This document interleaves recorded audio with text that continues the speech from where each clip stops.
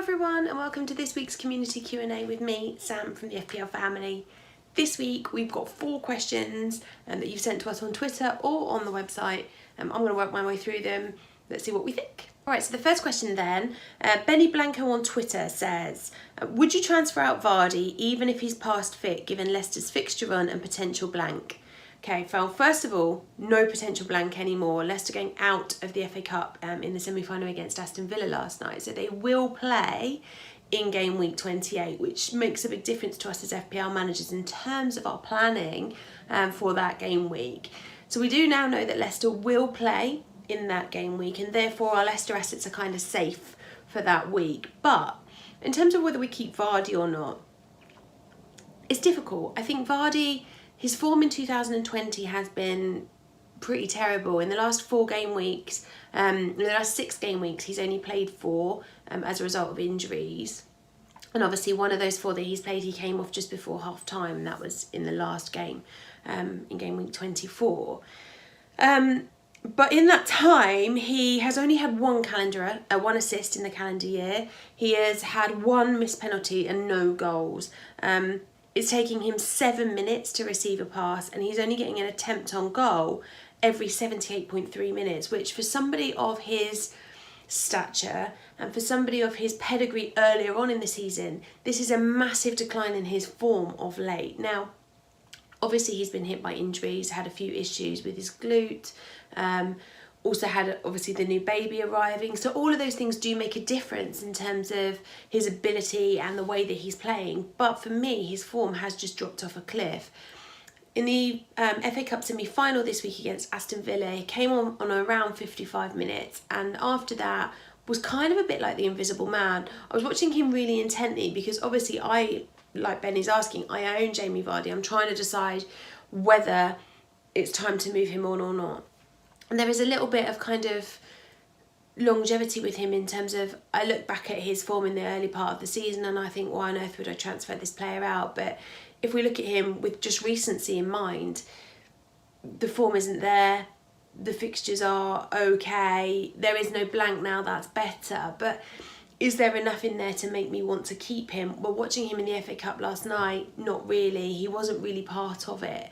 And I didn't see him having any immediate impact on making that game kind of go Leicester's way. So would I transfer out Vardy? I'm erring on the side of yes, I would. I think there are other players, the likes of Jimenez, who seem to have form regardless of the fixture right now. And so for me, yeah, I think I would lose Jamie Vardy if, and I just caveat that with, if you haven't got other problems to deal with. There are a lot of injuries as a result of game week 24. We now know that Jamie Vardy is fit and available for Leicester. And so it's not a transfer that you have to make. It's just whether you have the ability and the free transfers in order to do that. Second question this week then, is there more value in wildcarding early to gain an advantage on rivals rather than keeping the chip to navigate the blanks and double game weeks? Now this one's really interesting. So statistically, last season there was a benefit, and the people that early wildcarded with the second wildcard had more points or gained more points as a result of that than people that held it till later on in the season.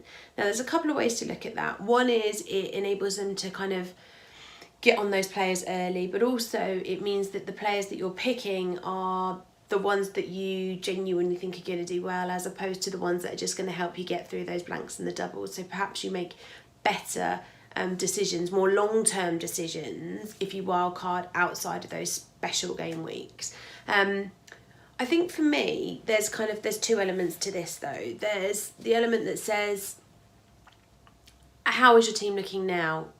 I'm not an advocate of using your wild card just because you have a wild card.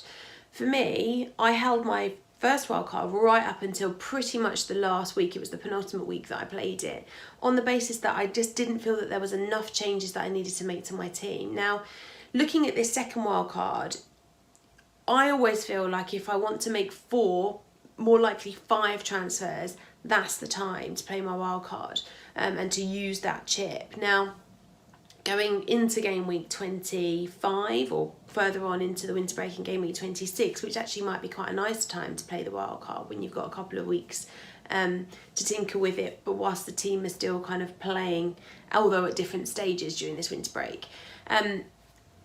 I think, you look at that ability to wildcard then and it seems quite nice, but you need to think about how far you're going to change your team. And also, you need to kind of look at these blanks. Now, we're going to know about game week 28 by the end of Wednesday evening once the second leg of the semi-finals has been and gone. So we'll know exactly which teams we're missing in 28. Now, if you can navigate these weeks where there's going to be no players playing or very few players playing, and if you can navigate the double game weeks when you've got a few kind of key players playing, then the opportunity to kind of play wildcard now and then use your free transfers to plan your way through those special game weeks is definitely there. For me, this year, and the way that my season is playing, I'm going to hold my wildcard. I just feel like using it later on in the season might just be useful in terms of maybe not even navigating my way through the blanks and the doubles, but actually maybe at the back end of it, once those game weeks are all done and we've got that little run until the end of the season, that might be the perfect opportunity for me and my team to use the wildcard, because it means that I have the best team possible going into those last few game weeks. And that is always kind of the crux point of the season, is whether your team is set up to deal with those last few weeks or not. So yes, there is definitely value in wildcarding early. Yes, it will almost certainly give you some advantage over your mini league rivals who aren't necessarily going to do the same, but you just have to make sure that you forward plan. The other advantage, of course, of a wildcard early this year is that the transfer window, if you're wildcarding at the moment, the transfer window closes on Friday evening, meaning that you still have a bit of time before the next deadline to make sure that the players that you bring in are still in the Premier League, and if you want to have a chance, or take a chance rather, on one of the new players arriving in the league, you still have the ability to do that. Third question then from Stoikov8. Should we double on Wolves, Traore and Jimenez, he mentions, as they have nice form, confirm no blank too, but those fixtures aren't great now. Have none, so wait, get one, get two, treble up.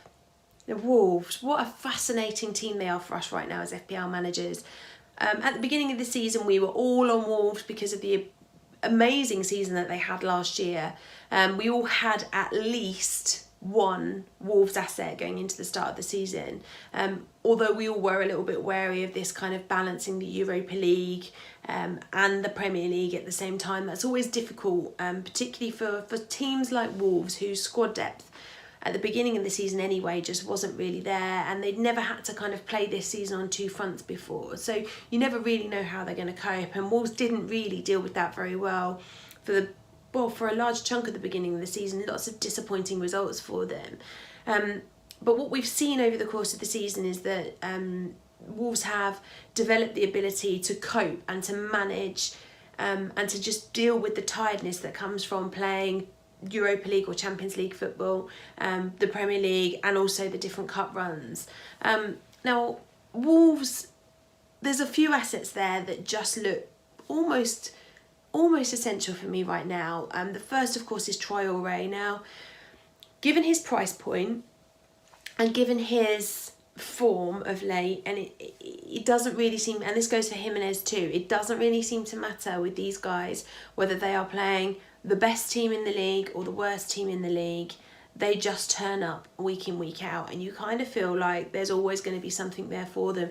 Watching them against Liverpool in the first of Liverpool's games in game week 24, Wolves were really, really unlucky not to get something out of that game. They played incredibly well. They were disciplined, they were organised, they took every chance that was available to them and tried to make something out of that. And I was really impressed by the way that Wolves played.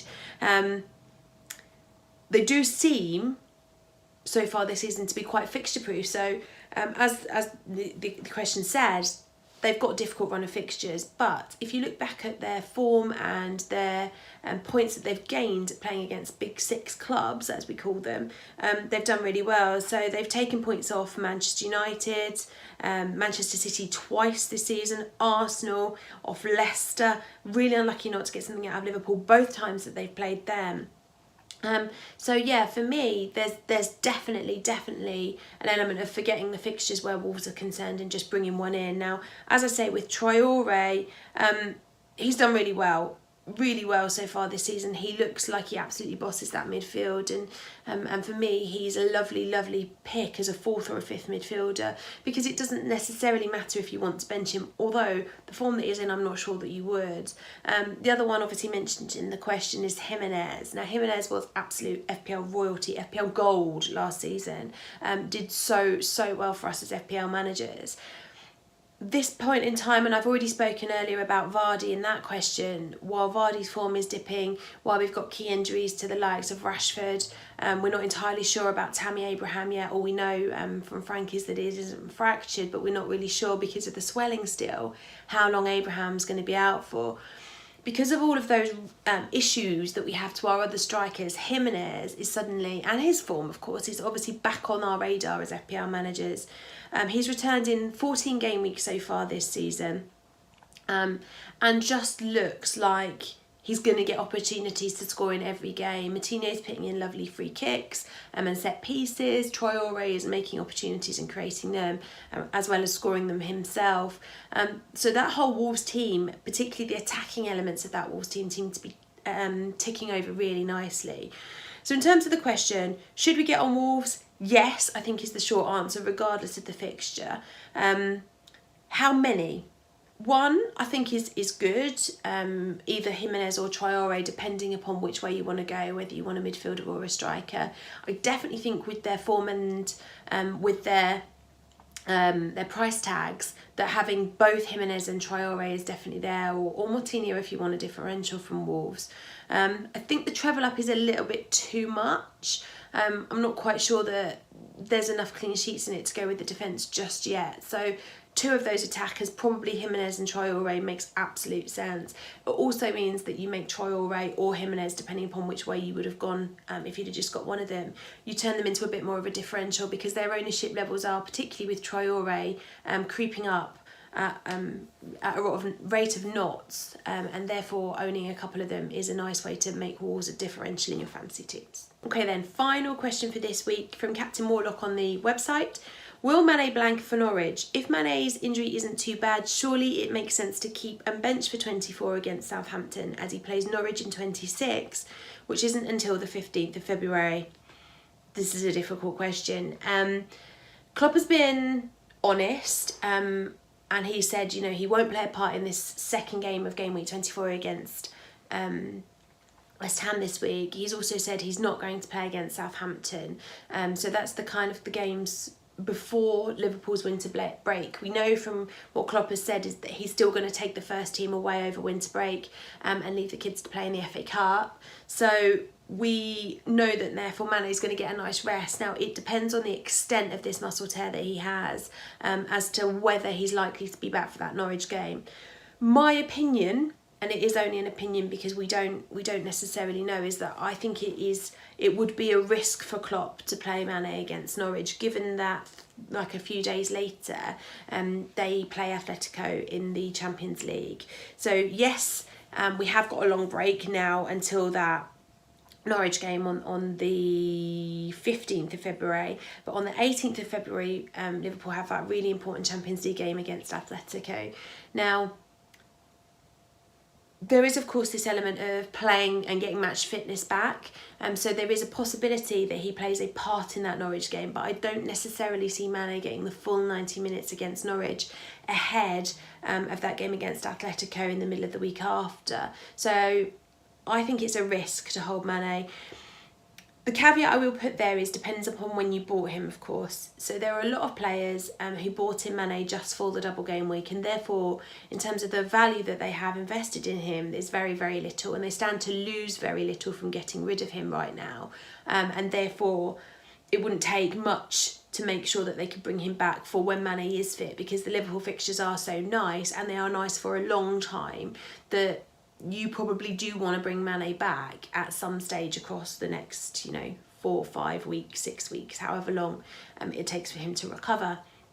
So there's that caveat that I would put in place. If you've owned Mane for a long time, if you bought him earlier on in the season when he was much cheaper than he is right now, and you stand to lose a lot of team value in him, which would prevent you bringing him back if you wanted to later on, then I probably would bench him for this Southampton game and wait and see what happens.